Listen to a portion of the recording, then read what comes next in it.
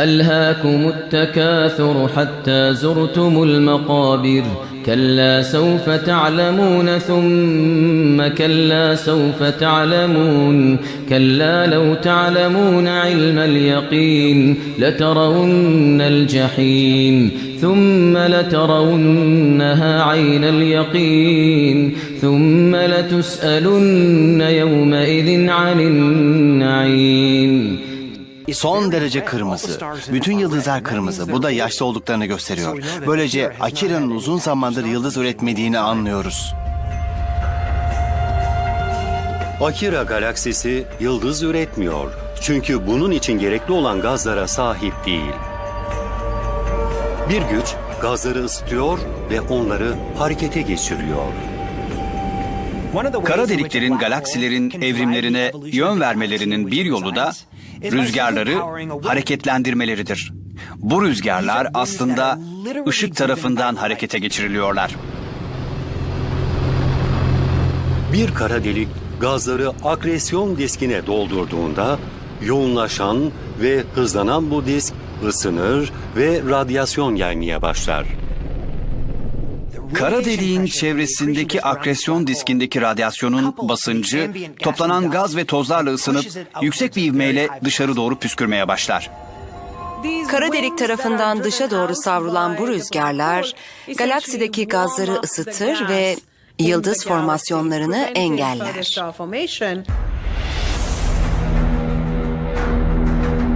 Tıpkı bir kozmik vampir gibi Akira'nın süper büyük kara deliği Tetsuo'dan besleniyor.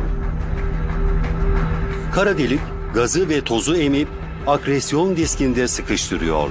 Bu da diskin hızla dönmesini sağlıyor. Bu durum çevredeki gazları ısıtıyor, sıcak rüzgarlar oluşturuyor ve bunlar kara delikten binlerce ışık yılı uzağa kadar savruluyor. Bu rüzgarlar olağanüstü çaplarda enerji barındırıyor ve bu enerji galaksideki gazlarla birleşince gazların patlamasına neden oluyor. Yakındaki gaz bulutlarına enerji aktarımı oluyor ve bunlar ısınarak yıldız oluşumlarını engelliyor. Yıldız oluşmayınca galaksiler ölür. Bu ölü galaksilere kırmızı gayzerler adı verilir.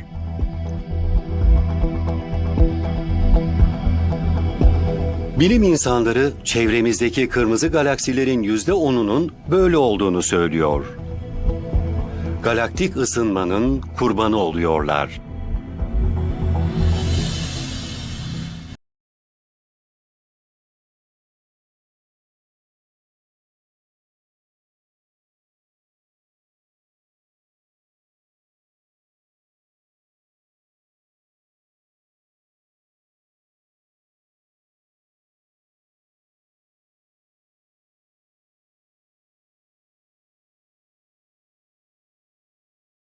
Kara delik gazı ve tozu emip akresyon diskinde sıkıştırıyor. Bu da diskin hızla dönmesini sağlıyor.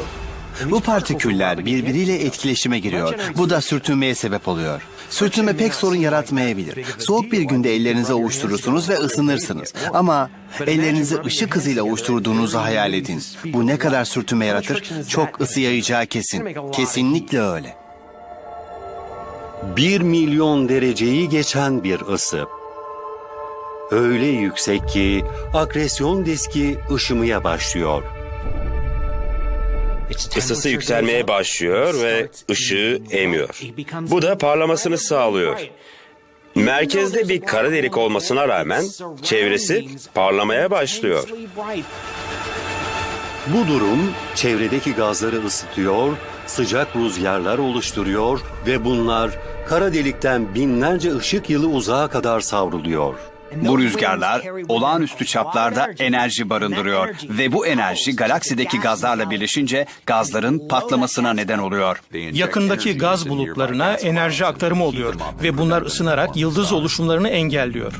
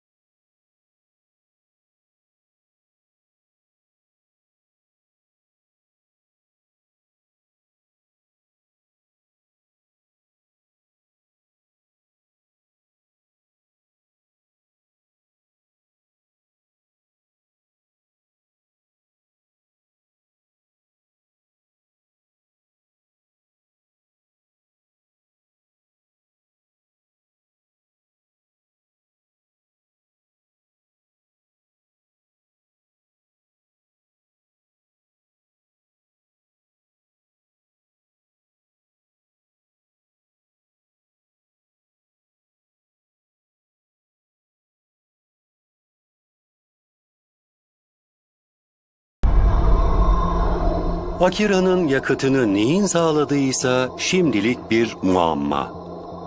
Tuhaf bir şey var. Bu galaksiden dışa doğru savrulan bir rüzgar görüyoruz. Bu da merkezdeki kara deliği bir şeyin beslediği anlamına geliyor. Bu gaz nereden geliyor? Oh, evet, bu çok çılgınca.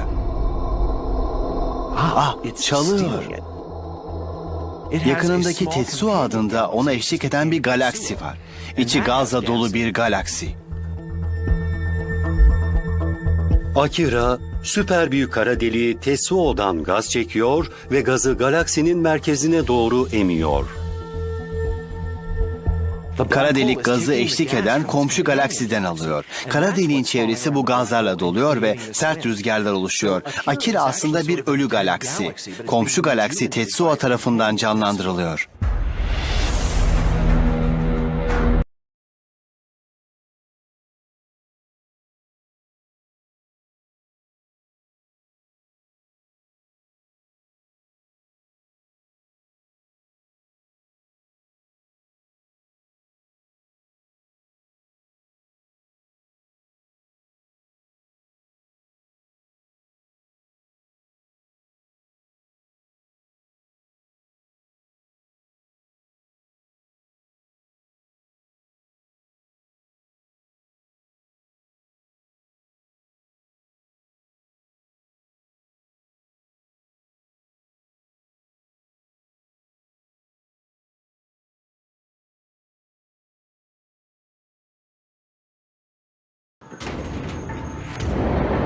An unlucky star at the end of its life had wandered into the death zone of the black hole. A star getting too close to a supermassive black hole is like a glazed donut getting too close to me.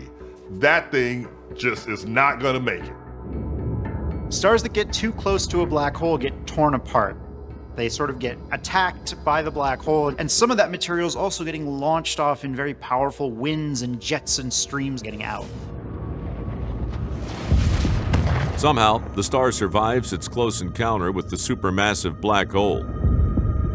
Further investigation reveals it's a small, compact star, a white dwarf. So what makes this tiny star almost indestructible? The answer lies in how it's formed.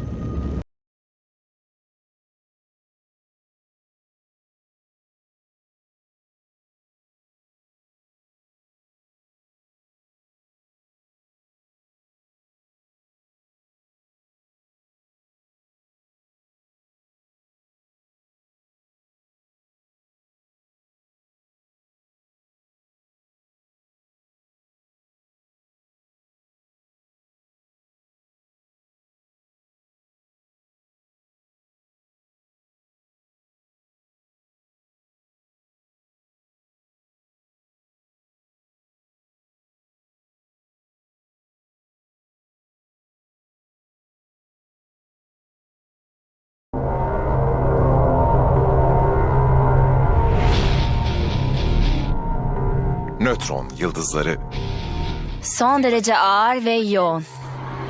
uç noktada Güçlü çekimi olan, manyetik ve sıcak. ürkütücü, Gezegenleri yok ederler. Hatta yıldızları bile. kozmik bir muamma. Bunlar dev yıldızlar. Ama aslında çok küçükler. Bunlar kara deliklerin gölgesinde varlıklarını sürdüren küçük kozmik süper güçler. Ama şimdiye kadar. Nötron yıldızları modern astrofiziğin önde gelen olgularından biridir. Astronomlar oralarda bir şey olduğunu biliyor. Bir şey var. Yeni ve farklı bir şey. Nötron yıldızları evrendeki bilinen en ilginç astrofiziksel nesnelerdir. Spot ışıkları altında yer alan nötron yıldızları en değerli elementlerin yaratıcıları. Yani yaşamın kendinin.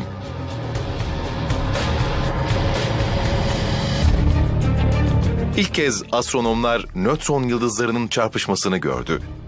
Ve buna kilonova adı verildi. Bu muhteşem kozmik oluşum sadece enerji yaymakla kalmıyor. Nötron yıldızlarının bu çarpışmasında parlak bir ışık yayıldı ve yayılan renklerden anladığımız kadarıyla çarpışmanın sonucunda altın ve platin oluştu. modele R süreci deniyor. Yani hızlı nötron hareketi. Bu atomların demirden daha yoğun hale gelmesinin bir başka ifade tarzı. Bunun için nötron yoğunluklu bir ortam gerekiyor ve doğal olarak nötron yıldızlarının çarpışması da bu ortamı yaratıyor. Eğer bu modeller doğruysa bu inanılmaz bir şey olur. Bu çarpışma, bu kilonova sonucunda dünyanın onlarca kat büyüklüğünde bir altın kütlesini bir anda meydana getirdi.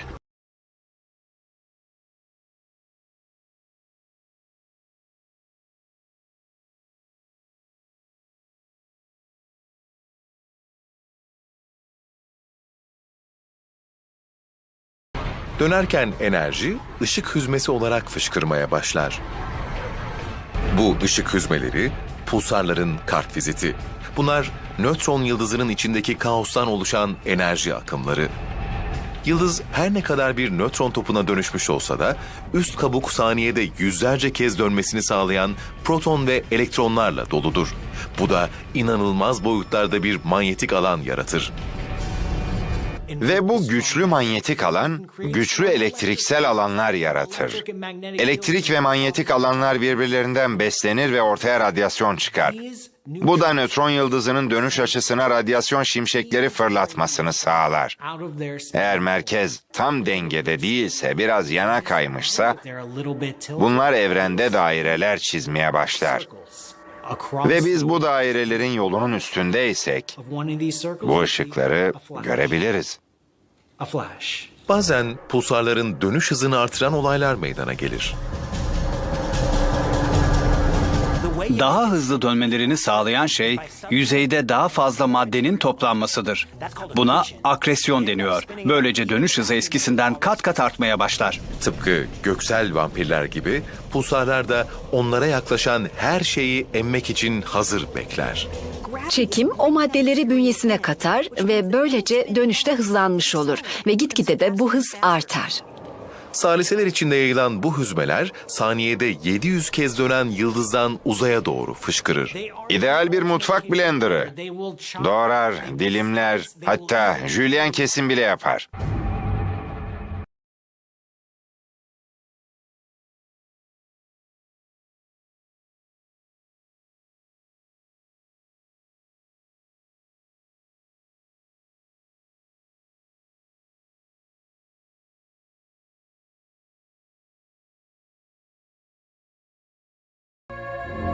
Süpernova patlamasının ardından duman dağıldıktan sonra evrendeki en inanılmaz, en görkemli canavarlardan biri oluşur.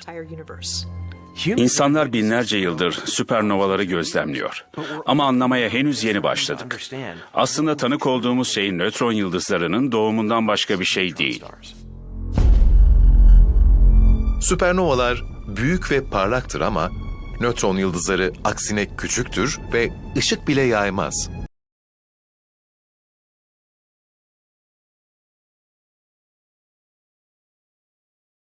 Peki evrende kaç tane nötron yıldız var? Galaksimizde 2000 kadar nötron yıldız saptadık. Ama sayı tabii ki bundan çok daha fazla. Sadece Samanyolu'nda 10 milyonlarca olmalı. Evrenin bütününde ise milyarlarca nötron yıldızı bulunuyor. Nötron yıldızlar küçük olabilir ama evrenin dört bir köşesine hüzmeler yollayarak kendilerini ele verirler. Bunlar tıpkı kozmik bir deniz fenerinden yayılan kalp atışlarına benzeyen ışık hüzmeleridir.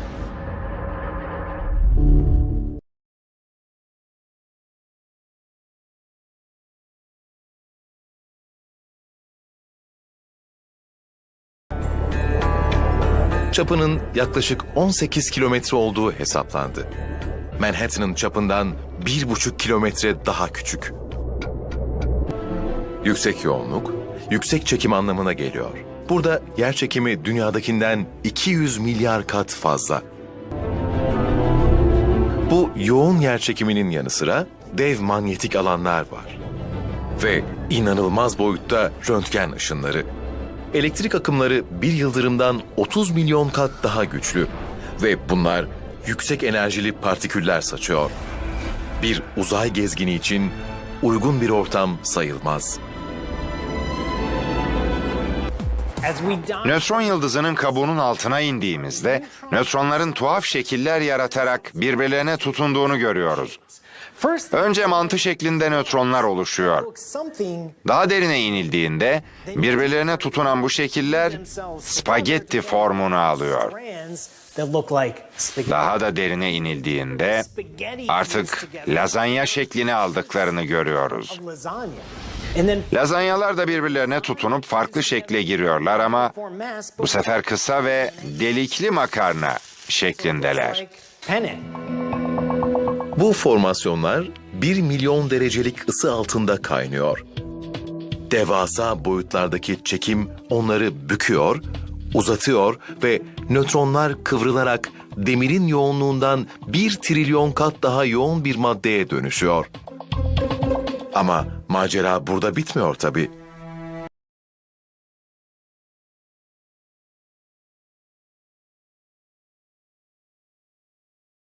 As we drop beneath the inner crust, things finally start to get properly weird.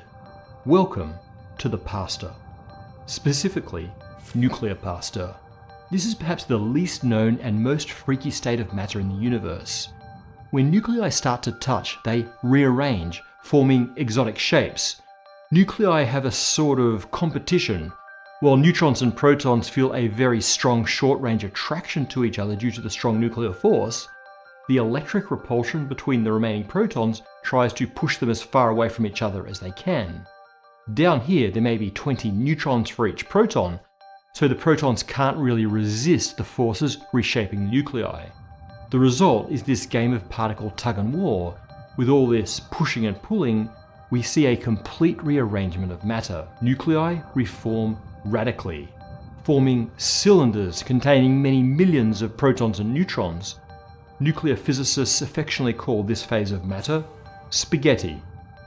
At slightly higher densities, this nuclear spaghetti may be squeezed together to form sheets. That's right, nuclear lasagna. And because it's so dense, it's really hard to bend and move this stuff. Nuclear pasta might even be the strongest material in the universe, a quintillion times stronger than steel. The enormous strength of nuclear pasta allows it to resist the insane gravitational forces and so support a sort of jumbled texture, sort of like nuclear pasta mountains buried beneath the star's surface. These could be as tall as 10 centimeters, which doesn't sound like a lot until you remember that every cubic centimeter of nuclear pasta weighs as much as a mountain on Earth.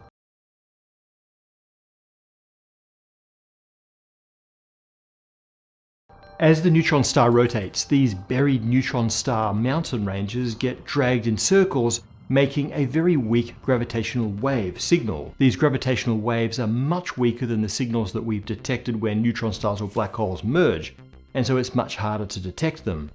But instead of being a big splash and a crash, it's a continuous hum at exactly one frequency, twice the frequency of the neutron star's rotation. And gravitational wave astronomers are searching for these signals with LIGO right now, targeting pulsars in our galaxy using their known rotation frequencies. They haven't found anything yet, but they might soon, giving us the first glimpse of the inner workings of neutron stars. By the time we reach the bottom of the pasta layer, just above the neutron star core, all of that matter has been smooshed together into a soup of mostly neutrons and just the occasional proton. The density here is 200 trillion times anything found on Earth. And so we've arrived at the core, where we find the most extreme conditions in the entire modern universe. Here, pairs of spin-half neutrons become connected in a particular way to form what we call Cooper pairs, which actually act as single spin 0 or spin 1 particles. So some of our fermions effectively become bosons, which means that they can do some pretty crazy stuff. In the case of neutrons, they become a superfluid, a frictionless fluid that can do things like sustain vortices with enormous amounts of energy. Some physicists think that the dissipation of these vortices is seen by us as glitches in the frequency in the flashes of pulsars. The rare Cooper pair protons, on the other hand, turn the core into a superconductor, which is probably an essential part of maintaining the neutron star's enormous magnetic field. Approaching the dead center of the neutron star, and even the protons and neutrons start to lose structure and mush together. Now, this is all highly theoretical, but it may be that at these extreme pressures and energies, we find hyperon particles containing strange quarks. Or they might not be bound into particles at all. The protons and neutrons may dissolve completely into a quark-gluon plasma. And we've talked about quark stars before.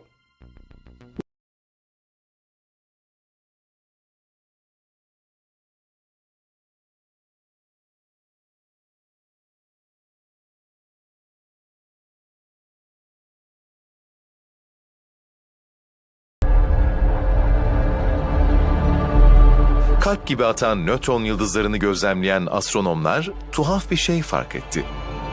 Bunlar bazen hızlanmaya başlıyorlardı. Hızdaki bu ani değişiklikler hıçkırık diye tabir ediliyor. Bu hıçkırıklara neden olan şeylerden biri çekirdekteki maddelerin kabuğa tutunması. Bu da dönüş hızını artıran en önemli etmen. Kabuğun altındaki maddeler yüzeye çıkıyor ve bu durum gerçekleşiyor. Bu süreçte olağanüstü boyutlarda radyasyon yayılıyor. Böylece nötron yıldızının yüzeyinde değişiklikler oluyor ve bu da hızını artırmasıyla sonuçlanıyor. Ama olası bir başka neden daha var. Bunların nedeni yıldızlardaki depremler de olabilir. Bazen kabuk çatlar, bu da pulsarın geometrisinin değişmesine ve doğal olarak hızının artmasına neden olur.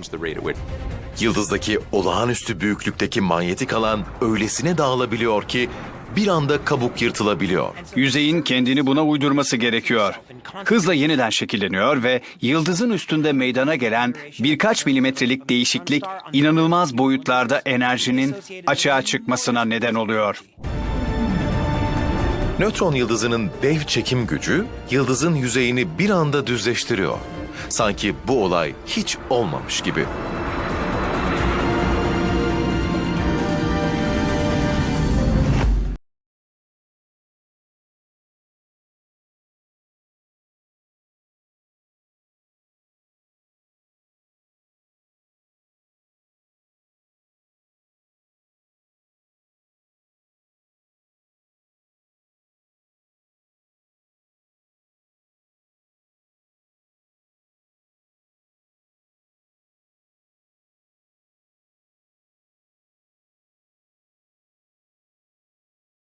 We know that GSN 069 has a supermassive black hole in its center, equal to about 500,000 times the mass of the Sun. That's a big black hole. And it blasts out X-rays in a very, very steady pace every 9 hours. Why? The flares are so energetic and regular, the supermassive black hole must be eating the mass of the planet Mercury 3 times a day. An unlucky star at the end of its life had wandered into the death zone of the black hole. A star getting too close to a supermassive black hole is like a glazed donut getting too close to me. That thing just is not gonna make it. Stars that get too close to a black hole get torn apart. They sort of get attacked by the black hole, and some of that material is also getting launched off in very powerful winds and jets and streams getting out. Somehow, the star survives its close encounter with the supermassive black hole. Further investigation reveals it's a small, compact star, a white dwarf. So what makes this tiny star almost indestructible? The answer lies in how it's formed. All that remains, a glowing white dwarf, the leftover core of the dead star. But in galaxy GSN 069, the supermassive black hole turbocharged the process. It stripped off the outer layers of the red giant in a matter of days. The black hole has almost eaten all the juicy parts, all the easy-to-get-at parts of the star, leaving behind the sort of bone or the leftovers of the white dwarf. This white dwarf is just a fifth of the mass of the Sun. How can such a small star survive being so close to a black hole? If it were a normal star, it would have been shredded long ago. But because it's such a dense, tight ball of matter, it survives. Imagine taking the sun and crushing it down to just about the size of the Earth. Same mass, but now packed way more tightly. So a basketball worth of this stuff would weigh as much as 35 blue whales. The black hole is bigger, so it's going to win. But the white dwarf is very dense, so it's very tough, and it's able to hang in there for quite a long time. It's going to stay in orbit around a supermassive black hole for billions of years. Talk about David and Goliath. Eventually, over billions of years, the center of the white dwarf cools down into a solid. As the carbon and oxygen atoms cool down, they form a crystal. Diamonds are actually crystals of carbon. So at the center of these cool white dwarfs could be a diamond the size of the Earth.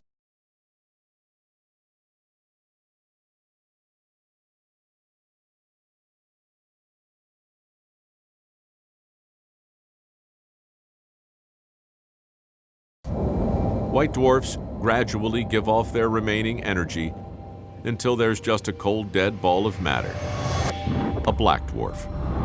We've never seen what we call a black dwarf, and there's a simple reason for that.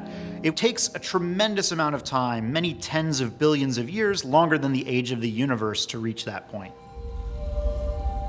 This is the dark destiny of most mid-sized stars, including our sun. This long, slow death may make white dwarfs seem ordinary. But these tiny stars could answer some big questions about our universe. They might be small and they might be dim, but they are essential for our understanding of physics.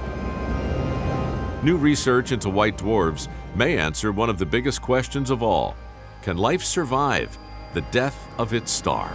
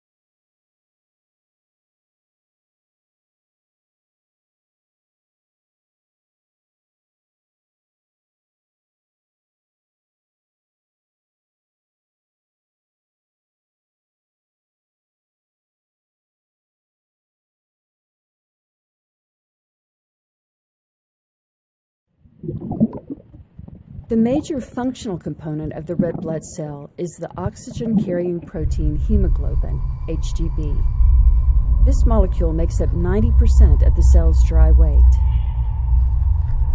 Hemoglobin is comprised of 2 alpha and 2 beta polypeptide chains, positioned around 4 iron-based heme rings. Hemoglobin can rapidly and reversibly bind 4 molecules of oxygen, making it one of nature's most efficient gas transporters. Iron is a major component of hemoglobin and provides the binding site for oxygen. Therefore, having sufficient serum iron levels is essential for proper hemoglobin synthesis.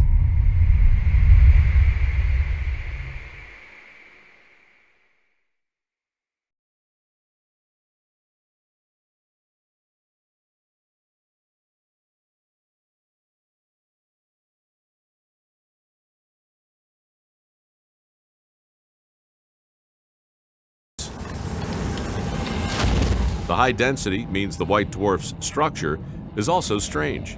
It has an extremely thin atmosphere made of hydrogen or occasionally helium gas.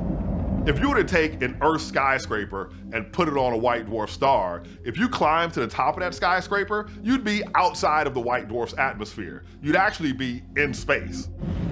Beneath the thin atmosphere lies a surface of dense helium, around 30 miles thick. It surrounds an interior made of superheated liquid carbon and oxygen. A white dwarf at its surface can be 500,000 degrees. It's even hotter in the interior. And